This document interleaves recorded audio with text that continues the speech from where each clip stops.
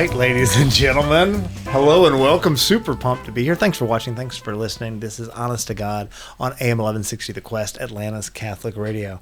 Got a really good show today. We're going to be talking about life as a Catholic artist. We got Patrick. He's a pro. He's been on... How many times have you been on, Patrick? I've been on at least 4 or 5 episodes. 4 or 5 episodes. Yeah. He kills it every single time. Anytime that the word art is in the title, I'm here. Yeah, Patrick is here, and he kills it. We've also got Veronica, we've got Allison, and we've got Mary, all of which are now returning. You're veterans now. Oh, my goodness. You were on this show 1 whole month ago. As you know, these episodes are all live, and they're all live. We have one outfit. Yeah, all of us do. This episode is live from Reykjavik in Iceland, which is super exciting. It's one of the many mysteries of the show, why they set up the exact same set everywhere we go. We never see the landscape, but it's a lot better than Pyongyang. That Pyongyang episode was rough. Yeah, and we don't have producer Ben. We've got producer Julian. Yep, producer Julian, and I think producer Ben Fangirl might be a little upset, but producer Ben Fangirl is a pretty active participant in those comment sections. So please give her a peace of mind if you've got anything awful to say or positive to say. Is that Ben's fake account? No, it's ridiculous. It's somebody else's account. It's not mine. No, but we are excited about this episode. I think it's going to be a lot of fun. Let's start with the prayer, Mary, if you wouldn't mind, and then we'll do fun facts. She only has one this time. Oh, just snap. one. In the Father, and the Son, and the Holy Spirit. Amen. Lord Jesus, thank you for giving us this opportunity to come together and to spread the messages of what it's like to be an artist in this day and age when the image has been under attack by demonic forces. So we want to bring back the good, the beautiful, and the true through all the different mediums, whether it be film, dance, art. So as we come together, we ask your mother for intercession. Hail Mary, full of grace, the Lord is with thee. Blessed art thou among women, and blessed is the fruit of thy womb, Jesus. Holy Mary, Mother of God, pray for us sinners now and at the hour of our death. Amen. Father, Son, and the Holy Spirit. B plus prayer. It was solid. It was good. It wasn't as prod as you were hoping. But I'm not an improv artist. It's only because that was good. It's only because at the end you went with the Hail Mary, which I always do too. There's nothing wrong with that, but yeah, I panicked. Yeah, no, it's good. You did great. You killed it. That was excellent. Yeah, so I'm excited. This episode we're going to be talking about what it means to be an artist and a Catholic artist in particular. We're going to jump in here in a second, but first let's do one fun fact apiece. Start with Patrick whenever you're ready. I just came back from Poland last week working on a film about St. Maximilian Kolbe. Wow. And is that all that you can tell us right now? What's the... Yeah. I mean, it's called Triumph of the Heart, so if everyone wants to look it up online. And then it has an Instagram account too where they released a short little trailer of stuff we've done so far. So if anyone's interested. Cool. Triumph of the Heart, yeah. Maximilian Kolbe's he's the man. Mm-hmm. Yeah. I'm a fan. What I learned about him being part of this film is he had deeply rooted faith and was an amazing person, and I can't wait for people to see the film of what. So I mean, the film focuses on basically just him in the cell with, I believe, 8 other men, and so it's kind of like 12 Angry Men, but with St. Maximilian Kolbe and them being trapped in the cell. And so 90% of the movie takes place in the cell with some flashbacks and stuff with the certain prisoners just to give you an idea of what their life was like outside of the cell. And it's basically, things happen there and Kolbe kind of keeps them all together and kind of roots them in faith. But being that it's a film, Kolbe can't be perfect. So even he kind of has this learning journey, kind of an aspect of him that his faith gets even more tested and deepened while he's in there too. And yeah, I mean, people were crying just looking at the monitor from what we were doing. So it's what's it called? It was, I mean, it felt like a pilgrimage being part of that set more than it did being part of film crew. But it was, I'm super happy I was able to be a part of this project and can't wait. Was Maximilian Kolbe Polish? Yes. Okay. Yeah. And you're like Polish, not like my last name isn't an I, so No, I'm yeah, Polish, right? yeah, I'm Polish. You still got family over there and everything. Yeah, right before COVID happened, I got my Polish passport too, so I'm an official Polish citizen also. So if this place finally burns the rest of the way down around us, you can jump ship and run over there? Yeah, granted that place isn't also burning. Oh, I hate that. I root for the Poles, man. I Yeah. really do. That's awesome. All right, so what you got for us, Veronica? I feel like I dished out more interesting facts in the last episode. That was a month ago. I'm sure you thought of more things. Yeah, I've had a lot of time to ponder this one fact. But what came to mind, oddly enough, is twice this year my hair has caught fire. Oh. I don't know what that means spiritually. Write in the comments. Yeah, let us you know what know. it means if you can translate what your hair catching fire translates to. Yeah, both times while having a good old jam session, once in a jazz club and the second time at my house. Candles too close and people screaming, "Your hair's on fire!" Happened twice to me this year. My 5-year-old set a napkin on fire in a restaurant a few months ago. Nuh-uh. Like, and it burned all the way up. Like, The restaurant? no, the napkin. Yeah. That would have been a problem. It The went whole restaurant. on the floor, and I like threw water on it, and it was a big thing. Yeah. It was Wow, pretty cool. me and your nephew got to have a conversation. It's pretty good. What about you? What you got, Allison? I still have facts from our Hollywood episode in my mind. So we were the entertainment for Adam Sandler's daughter's bat mitzvah. No way. Yes. Like, what did you do? Like, we kind of conduct the party, so we dance, we grab other people, bring them on the floor, show them how to, have a good time. Just kind of make sure the party stays afloat and that, people stay moving and grooving. The little grapevine with David Spade. Yeah. Oh, that's so cool. He's I'm partial because I grew up on all those, like the old classic Adam Sandler movies, your Billy Madisons. I love and, it. Oh, yeah. all of those, going all the way up to probably like Big Daddy is the end of like the classic Sandler, the Happy Gilmores and Right. all of those. And he seems like a really good dude. He seems like a good human. Didn't he yell at Adam Levine for saying like a bad word or something while singing? Yeah. Adam Levine was the musician entertainment. And Sure. I think he had cursed or something. I totally forgot that happened. And he was like, just "Clean it up." No cussing. He's like, tell the DJ, no explicit lyrics, nothing like that. And I was like, we see you, Sandler. Okay. That's awesome. That's really cool. And I mean, through the grapevine, and I won't say names, but just from like talking to people sort of in the Catholic media world and everything, there are a number of those guys who are friends, sort of the Kevin Harts and the David Spades and all those guys.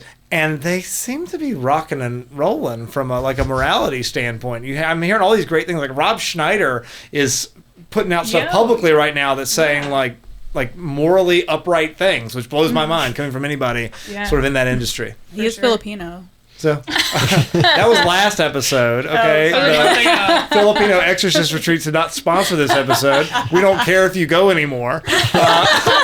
They didn't pay us to sponsor this episode. We'll talk about this episode's sponsor coming up in a minute. What about you, Mary? You got one fun fact for us?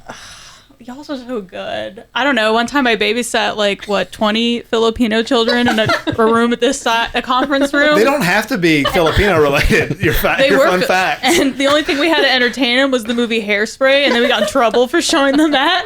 Dang it. So I didn't want to do it this way, but this episode of Honest to God is actually brought to you by the movie Hairspray. 15 years later. Yeah. Make sure you check it out. Show it to a room full of Filipino kids if you've got access to them.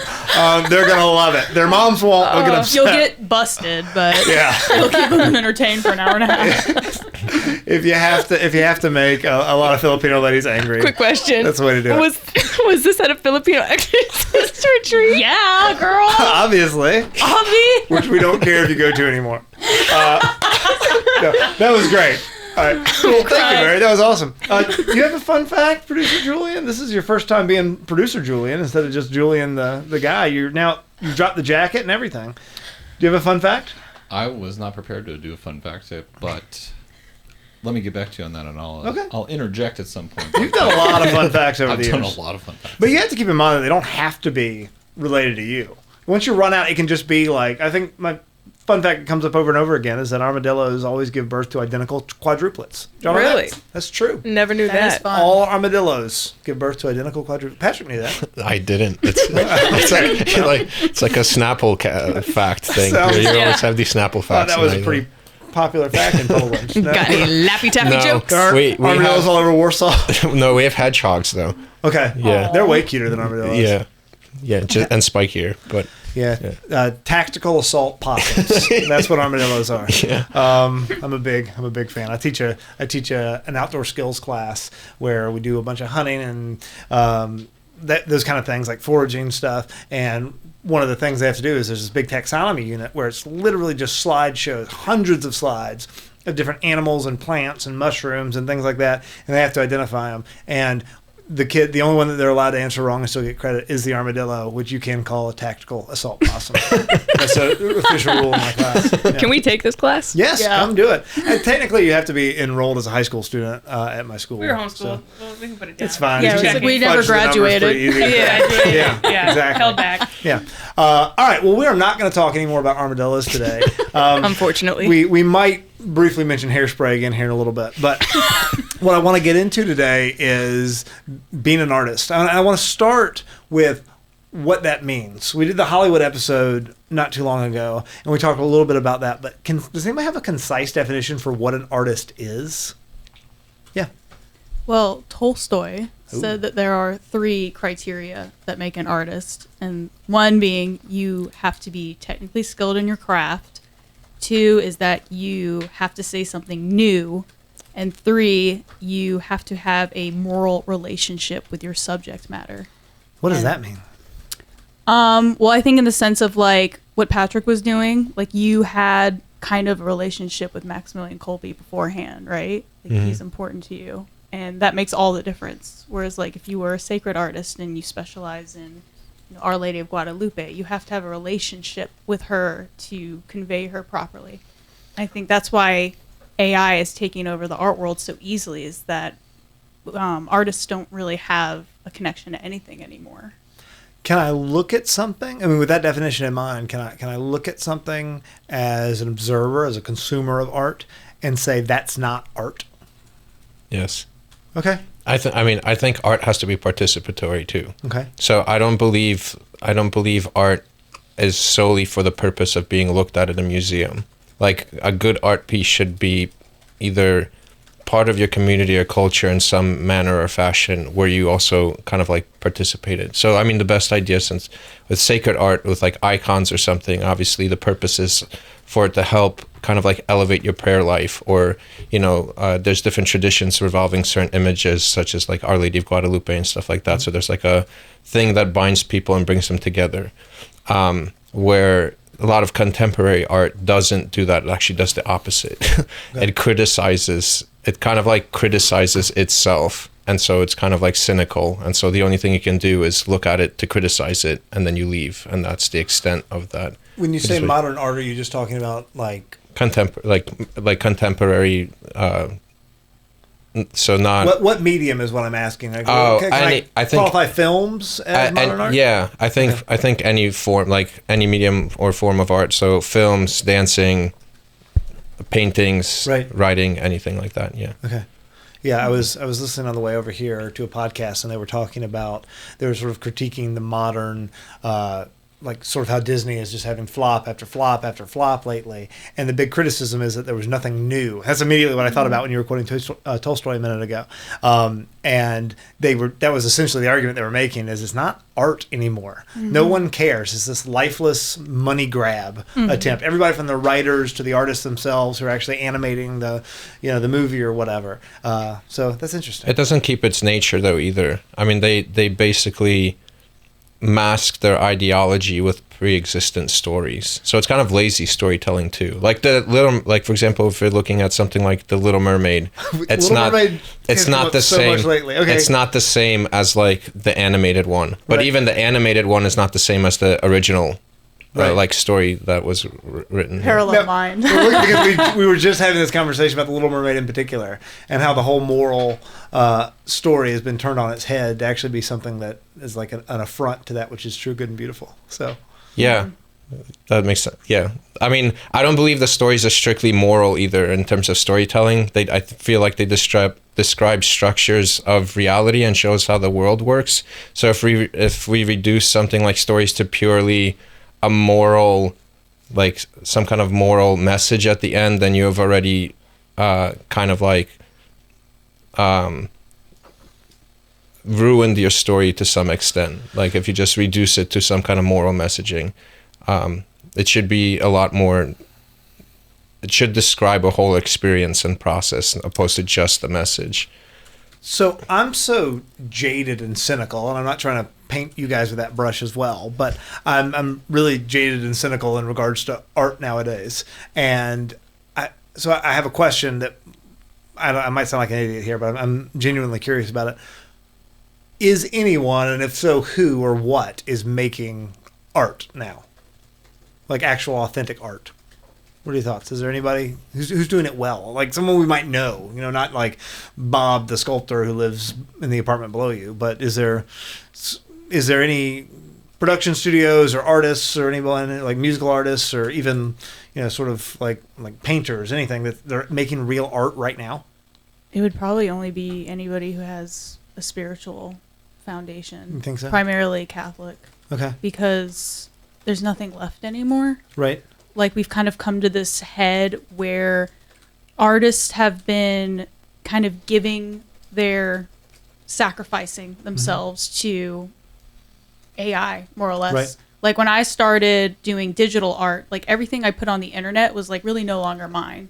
It wasn't like a painting that you can physically touch. It's a digital image that can be reproduced against my will and easily. That's why so many famous digital artists are always getting their stuff printed on mugs in China somewhere. And now it's like everyone's finding out that everything that's been uploaded onto the internet can be used anywhere with AI. So with that, it's like people have this choice to make. Either we can, be completely replaced by computers, or we can go back and learn how to use a ruler or how to mix colors or how to observe the world around us. And I think that's the only direction people are really going to be able to go in, is kind of backwards. Okay. I mean, it is interesting because you hear the criticism, and once again, you brought up Tolstoy earlier about how the Russians, they stop making art when we see the revolution, right? The Red Revolution come and the Soviets take over. And there is something about a godless society, I would argue, that makes it impossible to create things that are beautiful, right? And I think that makes sense, right? Because beauty is a reflection of the fullness of beauty, which is God, right? And you see that. It's interesting in our own society as we've seen ours more slowly devolve, as opposed to this big revolution, and then all of a sudden, hey, we're all atheists now, like we see in the Soviet bloc countries. But what about as a Polish guy, right? From that perspective, as a country that went from very Catholic to ruled by atheistic communists to pretty darn Catholic again. Like, do you see that? What does that look like? What does the post-Soviet world look like for artists in Poland? I don't know. I would love to hear. Yeah, I mean, I think so. Poland's in an interesting place because it's like, because of the Soviet era, it kind of like almost fell behind to some extent with what the world was going through. So like, in a sense, Poland's going through its Reagan era to some extent, like right now, but at the same time, it's living in the current world, so it's facing the same problems a lot of other countries are. So while it's in a pretty like prosperous time at the moment, it's also seeing a lot of the same things, at least with like the younger generation of like people that are in school now, of like everything's subjective, nothing matters. You decide your own your own meaning in the world. There's no like actual reality, like that kind of stuff. You see it with the younger generation. Okay. But I feel like because there's still a deeply rooted faith in God, and the majority of people still are church attending people, they're still kind of like bound together by something. So there's still a sense of community and stuff where that isn't as destructive yet. But it is kind of, you can say, like a stain that exists there too.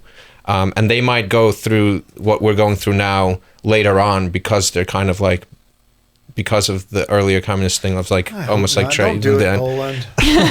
But maybe not. Was there a dearth of art during the Soviet era in Poland? I mean, did you have real artists? I don't know as much about like their art movements and stuff there. I mean, if you most of like, for example, I know architecturally speaking, most of it is just like that disgusting brutalistic art where it's just like literally just rectangular boxes with rectangular things for windows. You mean every new building we've built in this country? Yeah, but it's even more so. Like, there's a specific aesthetic of like this, like Eastern European, like brutalist architecture that most people recognize. Designed to be in a low-budget horror movie from the early 2000s. Like the cities over there that were built by the Soviets. They're so bad. It's just depressing. What do you think, ladies? Any thoughts on art, on sort of... I mean, I think we'll be coming from a different perspective as far as dance goes. Obviously, it's my favorite art. I think it's a beautiful art because it's so unifying. Mm-hmm. It's just kind of like this unspoken language that everybody can speak, whether or not you're super versed in dancing or you're great at it. It's something everybody can do, and you see it at every like family function, the important life events, you know, weddings. Well, there's a cultural component too. That's clearer than some other art forms for sure. Absolutely, and I mean that's what I enjoy so much about it. It's just you can become fast friends with somebody if you can dance with them, or you can loosen them up enough to dance with them. You know, it kind of brings everyone back to their childlike senses, and you're on the playground again. So, when we were talking earlier about sort of quote unquote modern art, what does that look like in the modern lack of art? Right? What does that look like in the dance world? I think kind of what you were touching on. You know, how art is affected by a godless society. I see it in dance as well, in the sense where most of the live shows today, it's not even original, creative, inspiring choreography. It's all just selling sex, all of it. So it's usually pretty tasteless. And if you take it, you know, off of the live stages and you want to talk social media, there's this huge influx and trend of just this very lazy, I can't even call it TikTok dancing because it's not. It's just like certain moves that everybody's learning and repetition and dance. I see people doing it on the side of the road and stuff. I see people out with their like phones, it's just like mechanical, robotic looking, lifeless. You know, it's speaking of AI, it's like people are volunteering to look like they don't have a soul in what they're doing, and it takes no thought, and you know that's because the motive is just going viral. Right. So it's not like this is something that I had a dream about or I woke up with this idea. It's just like, all right, here's like a booty shaking move, and then here's a hand wave, and you know it's just very mechanical. Lifeless. That's interesting. I never thought of it like that. So definitely seeing it in the dance world as well. It won't age well. Right. Nothing about it is memorable. That's, you know. Well, and it's not even beautiful, right? Because we throw around words like, and this has kind of been a recurring theme on the show that we've talked about before, but we throw around words like sexy and words like beautiful as if they're the same thing, which they're not. Absolutely not, in any way, shape, or form, right? Something can be sexually alluring and like thrilling and arouse passions, but there's no like real attraction to it because and I think too today's society is totally just, you know, because there can be like just a slight taste of sensual, you know, just representing the feminine can be that way. But today they don't do tasteful. It's all just like exploit the body, you know. No mystery. No mystery at all. The more you show, the more views. It's just, not like, beautiful. Which is why I will be unbuttoning one more button on my shirt every 10 minutes. Sponsored by shirts with no buttons. Wait, what are we sponsored by? Oh yeah, hairspray. Hairspray. Be sure to check it out, guys. It's a great one. John Travolta, he dresses like a woman. He danced. He danced. He was a famous dancer. So with dance and music, I see the modern art comparison with like, it's not visual art, just whatever you call like painting and sculptures and things like that. And I can point at something that is modern art in the banana that's duct taped to the canvas is the classic example now, right? Yeah, I hate that so much. And I can say that was a triggering point for me when I saw that banana where I was like, this needs to end. Right. But it's interesting to me, and maybe one of you's got a theory on it, how that the sort of destruction of beauty in that regard, maybe that is the theme, but it couples with in media and television and dance and these other forms of art, the hypersexualization and like relativism there. What's the connection between that and the banana duct tape to the wall? It's forgetting the purpose of things. Okay. So the purpose of a banana is to eat it, right? It's a food, and so That's what the guy did. yeah. Well, yeah, no, I know. There are several displays, and that's the funny thing is that even with contemporary art, like reality at some point hits him in the face, where you can tape a banana to the wall and say it's art, but at some point somebody's going to eat it Right. because it's food. And I don't think, I mean, we use the term art like as if it has value in of itself. I don't think that art is a thing. I think art is a process or a skill. So I mentioned this before in a previous episode we had, but like, I believe like there's like the art of cheese making. So it's like a process opposed to something that's valuable in of itself. But I think it basically comes down to what you're talking to are thinking of these things being overly subjective. Sure. And that nothing necessarily matters, but once again the truth of that always comes out to what it is, because you don't have a community or groups of people coming together to in some way participate with like the splatter painting, Right. but you do, and you don't have people lining up to somehow participate with this banana, but you do have people going to like cheese tasting places and like experiencing the different flavors and stuff together, or going to Our Lady of Guadalupe and praying together and different stuff like that. Whereas you don't have that same kind of like mode of participation with something that you say ends up in a museum or a gallery. Right. Yeah. Cool. So I want to get into in a minute sort of the specifics of how do you do that, right? How do you live life as a Catholic artist, right? Because when I think about art, sort of like the last episode talking about Hollywood, I even said this, I think, last episode you were talking about going to SCAD, and I was saying, man, like keeping your faith at SCAD has got to be harder than anything else, right? Because it does seem like for whatever reason the art world tends to be more to the, whatever you want to call it, progressive, liberal, relativistic, modernistic, whatever, sort of more leaning in that direction. And it seems like it has historically, at least since the Renaissance, maybe. But I want to talk about how you counter that. We talked briefly about sort of how the art world seems to be sort of left-leaning in a lot of ways and has for a long time. And Mary, you made a really good point that I'd love for you to get back into about why you think that is. Because it's always been difficult to be an artist, the whole starving artist stereotype. So it's really easy to get creative people to lean left. And that's why during these current world events, you would see, at least in the art community, artists rallying for, lack of a better word, communism and abortion. So when, the tables turned and everyone found out that AI was eating all of their art and everyone was worrying about, their jobs being taken away, it's like, this is what happens when you serve this master. Christ rewards his servants no matter how much they fail, whereas Satan punishes his servants no matter how much they succeed. Right. So this is kind of us, making our bed and laying in it as far as...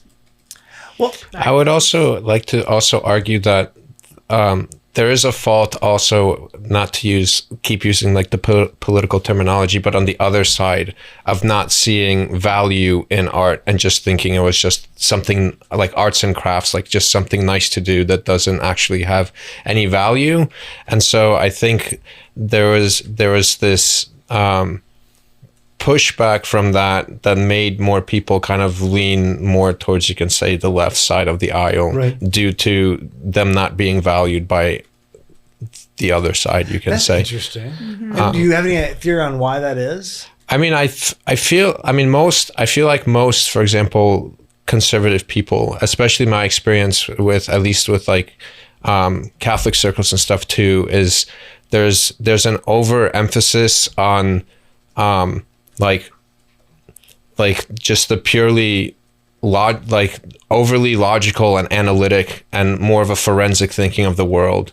And so when someone starts, I don't know, just to keep the theme going, when someone starts writing a story about a mermaid or something, it's like the automatic thing is like, oh, he's just writing metaphorical, like nice things. There's like no value, what's it called? There's nothing in there. But we know from our Christian tradition that early Christianity actually saw values, like value in stories and pieces of art. And that's why it's the only reason pagan stories and all the mythology exists from previous thing is because of Christianity, because we saw value in it to record it and to keep it. And so if the early church found it valuable, then there must be something more to it than just like a nice story for your kids to read at night so they feel good or something like that. Like there's a higher purpose to these stories or to any form of art. And I feel like Mary was mentioned earlier, I feel like that's where also you get like the spiritual but not religious kind of outlook on things, where I feel like some left-leaning people do have like very spiritual intuition, but sometimes it's not necessarily welcomed in this like over analytical side of the aisle. No, that's super interesting. The whole dismissal of art that you see from a lot of sort of the intelligentsia, whatever, sometimes, has always been super interesting to me, because from a Catholic perspective, right, according to Aquinas, right, one of the big things that demonstrates the fact that we're persons, right? Not that we're human beings as a species, but that we're persons, right? We have a soul that survives death, is our ability to understand abstract concepts. And art is literally something that makes us human, right? It's literally something that separates us from animals. Animals don't understand art and they don't make art. It's not possible for them to. It's literally like they have a sensitive soul, according to Aquinas, right? Meaning that they're incapable of self-reflection and understanding of abstract concepts. So they don't understand what beauty is. And I don't know exactly when it happens, but I assume it's like a birth of the French Revolution and the Enlightenment and everything. But it's not until that time, which was only, I don't know, 400 years ago or whatever, less. French Revolution was late 1700s, but that we see art becoming more and more of sort of this whatever quote unquote left-leaning thing. All the great artists of the Middle Ages and of the ancients and things, you had very religious people, right? And you had these beautiful works of art, even secular works of art, that were beautiful because I think the intentionality of the artist matters. Do you agree with that? Does the intentionality of the artist matter in the art? Like the relationship with the subject? So pornography is pornography because of the intentionality of the pornographer, right? If I make the Statue of David and my goal is to make a beautiful representation of the human form, right, that is not pornography. But if I make a very similar statue, but the goal of me making the statue is to arouse passions in people, right, make people erotically interested into this, then it's pornography. And so I'm just curious about, I don't know, that's a fun question to ask. Does the intention of the artist have any bearing on the art itself? Well, great art tells a story. Okay. So I guess it depends on the intention of that story that the artist is trying to tell. Right. So like the Mona Lisa, what's the story that you see when you look at her versus when you look at the Sistine Chapel, which is pretty clear as far as storytelling would go. Right. But it's not like to arouse passion, but Sure. to go and see like, each sequence of like creation. See, I disagree slightly. I think that the Sistine Chapel has a slight sense of trying to arouse passion there. I mean, that was, I heard people say that too. that's the whole Renaissance movement, is like accentuation and elevating the passions. I mean, I would argue that a lot of Renaissance art was actually the early return to paganism. Yes, totally. And not, because if you look like an artist like, I think his name was El Greco, the more you look at his work, the more obvious it becomes that his works is over sexual, and it existed in most of his art pieces. And I feel like majority of Renaissance art had that hint of kind of like celebrations of passion in them, and it was just kind of like blanketed with like Christian storytelling or Christian stories. No, that's interesting. And once again, I blame a lot of this stuff on the Enlightenment and the French Revolution and all that, because I feel like that's when we start to, going back to the thing we keep going back to, looking more inward to ourselves and making ourselves mini gods, right? Which is all, go back a little further, it's all Martin Luther's fault. The idea it is the Protestant Reformation, which says you are the Pope. You get to determine your own, you get to read, and the Holy Spirit's going to speak to you individually and tell you these things. It goes even farther back. It goes back to Adam and Eve. It does. Yeah. I think it was Jaira Hodges forever ago where we were talking about sort of the decline of Western civilization, and she says, I think it started with the sexual revolution in the 60s and 70s, and or the birth control pill, which caused it. And she says, I think it goes back to the baby bottle. And then I said, well, I think it goes back to Martin Luther. And the trump card is, no, it actually goes back to Adam and Eve. Yeah. I think it goes back to Lucifer refusing to bow to God and rebelling. Boom. All right, so changing gears a little bit. I want to talk about the actual title of this show, which is Life as a Catholic Artist. And there are, I think we've all been acknowledging for the past 40 minutes or whatever, the issues that exist in sort of the art sphere right now, at least in the Western world. How do you do it right? Because once again, I think art makes us human. I think there's obviously a place for art. Not just a place for it. I think it is a necessary component of our humanity. How do you live as an artist, as people who make their living in some ways, right, as artists? How do you do that well? What are your thoughts? I think it's kind of recognizing your kind of like your place in the world, and kind of what you mentioned of like the intention of what your purpose of going to create that art is. I think a good example is, I don't think any necessarily like symbols and stuff are evil in themselves either. So most of all symbols and different past rituals and stuff that existed aren't necessarily evil. It's what they were driven towards that makes them evil. So even something like the upside down cross, or like something like the upside down Star of David and stuff, in of itself is not necessarily evil. It shows us a truth or an intentionality, like a certain direction of life. Also, it's when the intention of using those symbols is to subvert them to some extent, right? So like the upside down cross can be viewed as Satanist, but at the same time we also have Satanism, but we also have it with like Saint Peter. Yeah. It's on the back of the Pope's. So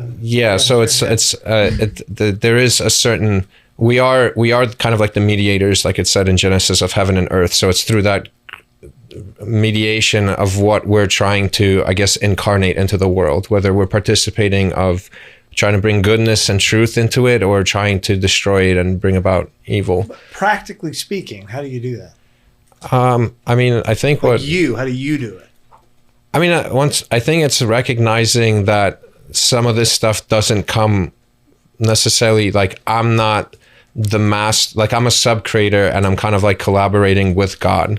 So it's recognizing that I shouldn't be chasing novelty to show that I did this. Right. It should be like a collaborative effort where I participate with God to create something so then other people can participate with that experience. Okay. And so that's kind of like my frame. And as soon as I let go of the, how do I separate myself from other people, or like how chasing like this novelty of like, how do I build basically my brand or something, right, art became much more of an enjoyable endeavor once I let go of trying to be like novel, or like, how do I make sure that people know Patrick Blonsky, or something along the lines which some artists try to do. So once again, it comes from not looking inward, but instead looking outward.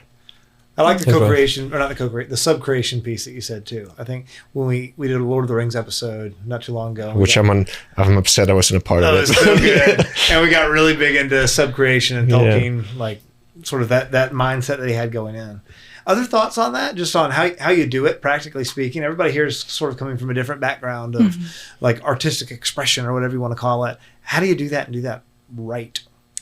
I mean, from the perspective of a dancer, but I think for any artist, going into it with, first of all, gratitude for the gift and the art form, recognizing that it's something from God. And I think too, with the world and everything in spirituality being so invisible, art is like a real tangible way to make God real. Okay. And to me, because it's like Patrick was saying, it's like you recognize you are co-creating with something divine, you know, and you're not thinking of all these inspirational ideas. They're being fed to you, you know, like the Holy Spirit is giving you those opportunities, those ideas, those moments of something new. Where are those ideas coming from in regards to a quote unquote modern artist?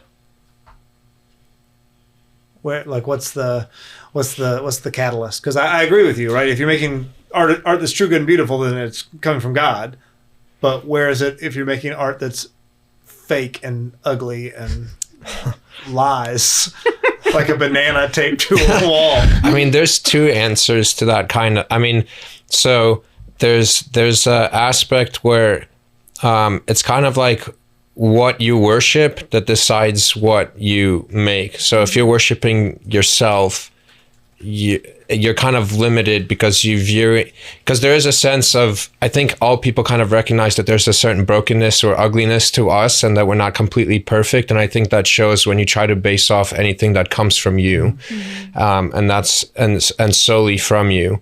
But there's an interesting thing where sometimes through through that ignorance of not knowing, that sometimes something good comes out of it, because through that ignorance, like maybe another principality, a good principality, can work through you through that ignorance also.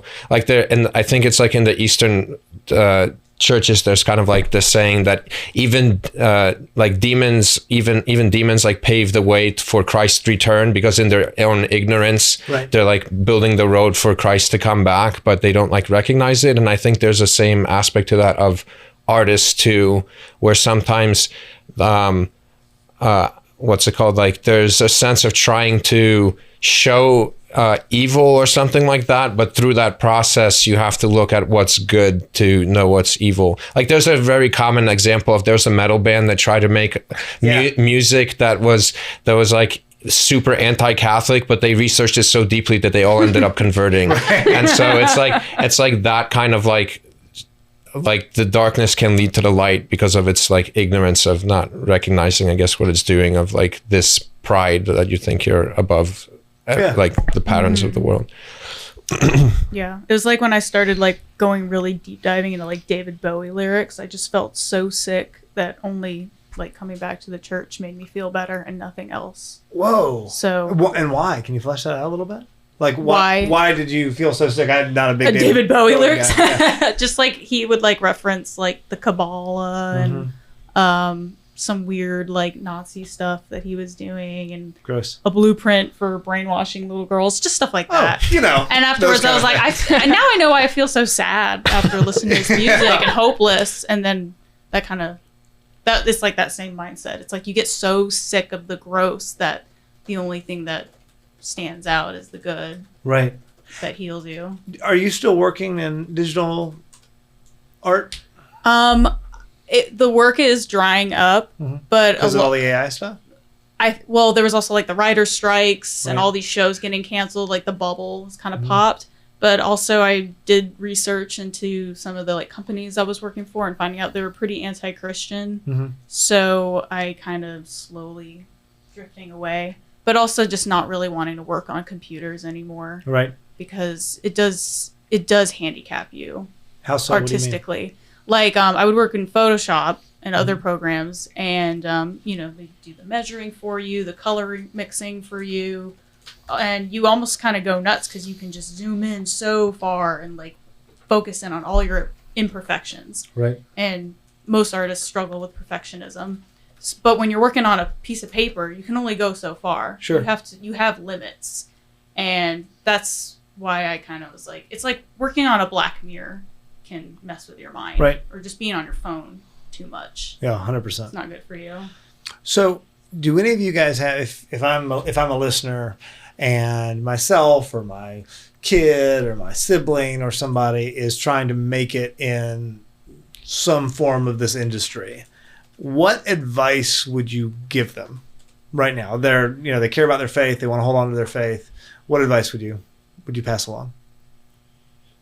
I mean, I would first really drive home the point of what is your why as far as creating your art, and then potentially wanting to make a living off of creating art. What is your why? You know, what is the purpose of what you are making? And if it's just to get attention or serve the self, then that's going to be a short-lived, happy experience. You're going to burn out real fast. Whereas if you see a bigger purpose and you can zoom out and think like, I want to serve God's people and co-create with him, then, you know, you'll have more longevity and there'll be an abundance of ideas.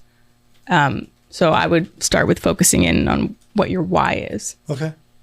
Anything else? Any other thoughts of advice? The other thing is just also like your work doesn't have to be like on the nose, like Catholic or religious for it to be good also. I know sometimes, you know, if it's, you know, if it's not inherently Christian in some way or thing, then it's like, it's not even worth doing, but that's not always true. Once again, like I mentioned earlier, clearly the early Christians saw value in like the stories before Christianity came, like the pagan stories. So there's, and Tolkien kind of used the pagan framework with his Catholic viewpoint also to tell his story. So there's obviously benefit in creating like fantasy and mythical worlds and kind of trying to elevate or enchant the world beyond just like the forensic data that we know of today. I would take it a step further. I would say that it's impossible to make good art at all that's not inherently Christian. I guess I was trying to say, like, you didn't, like, if you're a painter, you don't have to just like paint images of saints for it to be like that. That's, I guess, what I meant. Yeah, but that was it's like going back to, I forget who I was having this conversation with. Maybe I heard it somewhere. But the idea of you have some horrible black metal band that's singing all these blasphemous things and everything, but still, just the very act of trying to like put chords and notes and to make a sound, any type of melody, right? What you're doing is you're reflecting an order and beauty that comes from somewhere. Spoiler alert, right? It's God. And so you're cooperating with God in that, just by making music, even if it's terrible, supposed to be blasphemous. No, I agree with that. I was just, I guess, trying to say, like, once again, that like, you don't, like, if you're an architect, you don't have to just be building churches to like the thing. Though that's a very definitely good like role to have. Well, but I've said 100 times on this show that I do not have very many nice things to say about Christian music or Christian movies or Christian television. It's almost always terrible, with the exception of The Chosen, which is fantastic. Everyone go out and watch Hairspray and then watch The Chosen, and that's free. The Chosen did not pay us to sponsor this episode. Hairspray did. Make sure you check out Hairspray, available on VHS. That is, of course, after you've watched all of the episodes of Honest to God with on at YouTube. least 2 separate YouTube accounts on separate devices. Yes. Liking every single one and commenting. Yeah.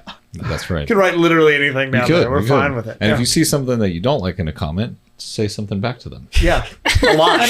on all your accounts. All your accounts. And subscribe and hit the little notification bell. While you're at it. No, but there is, I think that there is something to be said for art that just tells good stories. They don't have to be inherently Christian. I think the pitfall of Christian media most of the time, and there's a lot of really good movies, by the way. I'll totally nerd out on some of like the old Sherwood Baptist movies, like Fireproof or Courageous, like Facing the Giants. I really like them.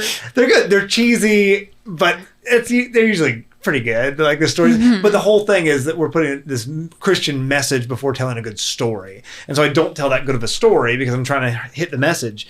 But if I'm just trying to tell a good story, right, it will be inherently Christian. I cannot help it, right? Because the ultimate goodness is God. Good, the noun, is God, right? God is not good. He is good. He is goodness in and of itself. Yeah, and I would even say that not to be afraid to tell the Christian story through a mythological lens. I feel sometimes we fall short because the church has been so criticized for like not believing in science and being like, oh, your fairy tale stories. I think we should embrace the fact, like, that concept of it being a fairy tale story, be like, yes, like, right. But that doesn't mean it's not real, right. Kind of thing, right? Like, just because it's a fairy tale doesn't mean it's not real. And I think we should kind of embrace that kind of like mythical world that the Bible lays out for us, all of it from the talking snakes to like this beautiful garden to like this waters being split, and not try to like explain it in a like once again in this like scientific way, like I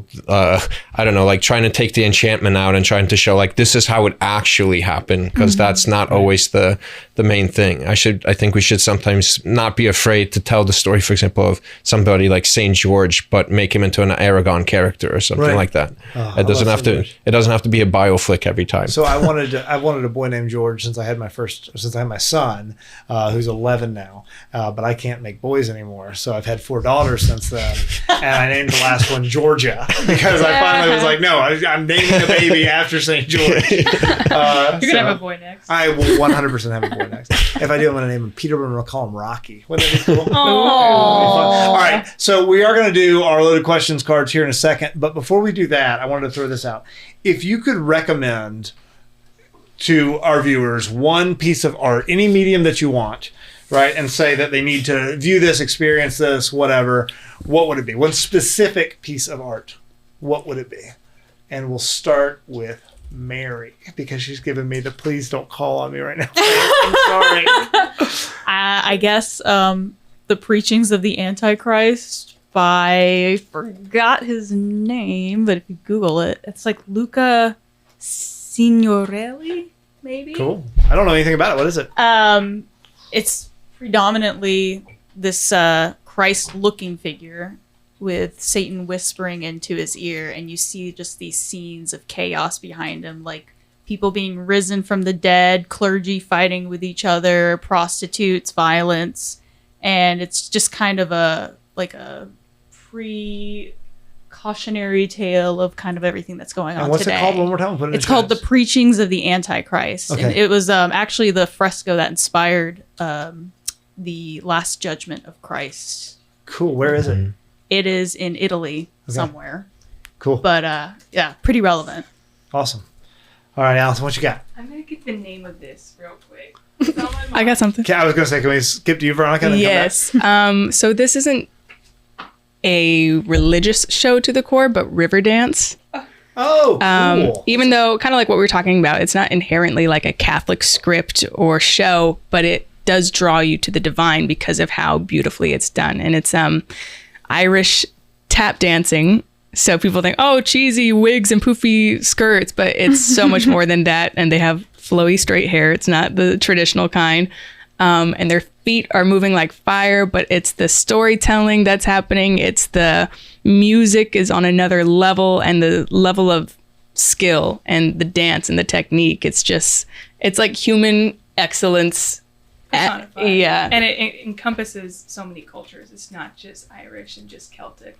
It's so many different things, and it moves us on another level. Like we could talk about that for a whole nother show. We saw it when we were 9 years old, and it's still like the number one thing I think of anytime somebody's like, do you have a recommendation for a show to watch or a dance to see? It's like, it changed my life. And so That's awesome. Okay, cool. Did you find yours? Yes. Okay. So our good friend, his name is Chaz Smith. He got famous via Vine back in the day, but he has since kind of capitalized on his internet fame, and he's very strong in his faith, and he's just created a show called What Had Happened Was. And this is probably geared to our younger audience a little bit more, but I think we would enjoy it as well.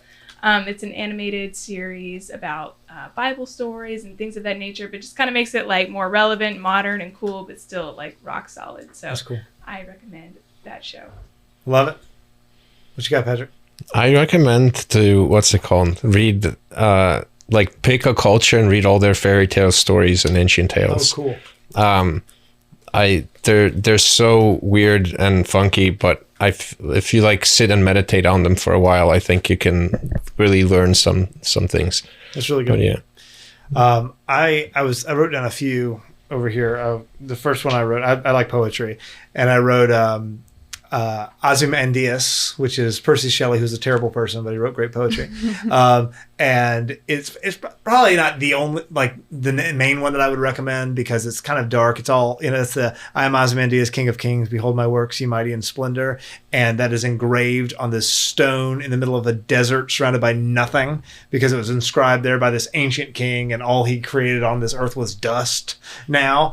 And I don't know, that has stuck with me for a really long time, that idea. And it's one of those things that I sort of whisper into my own ear every now and then when I'm really proud of earthly things that are not important.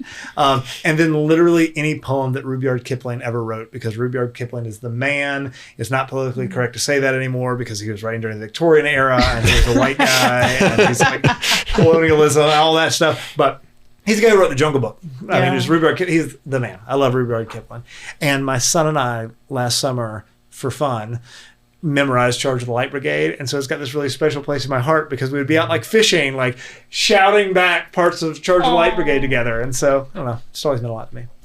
All right, we've got loaded questions. We are over time, but we're going to knock these out. I'll go first. If you could choose any celebrities to be your parents, whom would you choose? The answer is Jeff Goldblum and Judi Dench. Those would be my two. What a pair. Yep, hands down. Mom and Dad would be the best. Papa Goldblum. All right, what you got, Patrick? What totally grosses you out? I would say the new Rings of Power show grosses me out. Why weren't you here last time we did this? I was like alone on an island of they're terrible. This is ridiculous. Oh no, they had a perfect formula to make lots of money, and they dropped the ball by not following what he wrote. All they had to do is do exactly tell the story he already wrote, and they didn't do that. I gave it a shot too. I watched 2 whole episodes. I was like, I'm going to try this. I know this. I'm sure it's going to be politically correct, wokey mumbo jumbo. I couldn't do it. I was so it's awful. Grossed out by it. even they're like the quotes that are supposed to come off deep and insightful are kind of like, what? Like, the sea is always right? What does that even mean? Anti-art. It is anti-art. Yes. What you got? It says, what would you do if you were the only person on Earth? So I guess this depends on what Earth, like present day. I'm the only person on Earth. Tomorrow morning you wake up, everyone on Earth has just disappeared inextricably. You have no idea. I would probably like Home Alone style, have a lot of fun the first few days, you know, go to Six Flags and ride Goliath over and over and over, and then the candy store and movie theater, but then it would just get depressing and really lonely and nobody to share anything with. So you could be a hermitess. Probably cry a lot. Yeah, I guess I would get like probably deeper in my faith and but you still have electricity and food and stuff. I was gonna say, are the roller coasters? Oh gosh, for a while in my world, in my apocalyptic dream nightmare. What do you think, Allison? I'm making up my own question. No offense. Great. Just pretend like it. Just we'll edit that out. Just say it says. Yeah. So this question is a great gift that you could give somebody, and something I think would be a great gift is a personalized playlist. So something to give for somebody like that you think they would like, or music you like, or my wife made me a great mixtape when we were dating in college. And you never forgot it. No, it's fantastic. Yeah. Great gift. Yeah, it is a great gift. Yeah. That's why I love the Spotify Wrapped thing so much, and everyone sharing their tunes and stuff. Yeah. It's such an awesome day. Yeah. It's like it is musical Christmas. Who's your most listened to artist? Florence and the Machine. Oh, interesting. Yeah. It's cool. We should. Yeah, I like that. I didn't know that was a thing. I would have asked everybody to give us their most listened to. That'd be fun. All right, Mary, what you got? What's one thing do you want to try this year? I guess next year. I'm gonna try painting with egg tempera for the first time. Cool. She's gonna make it too. And could you give us your Spotify Wraps deets? Oh, my most played artist? It's like this Sleepy Time artist. That's really funny. So my stats are all jacked. Mine would be Weird Al Yankovic. Actually, I really like Weird Al. Hilarious. Yeah. That's what I call her. Now, obviously, the most impressive piece of art in the history of mankind was Hairspray. And with that, I think we are going to close out this episode of Honest to God. So thanks for watching. Thanks for listening. It's been a blast, guys. Thanks for being here. Seriously. Yeah, thanks. You're listening to AM 1160 The Quest, Atlanta's Catholic Radio. This is Honest to God. Producer Julian. Over and out. You say signing off, and I say over and out.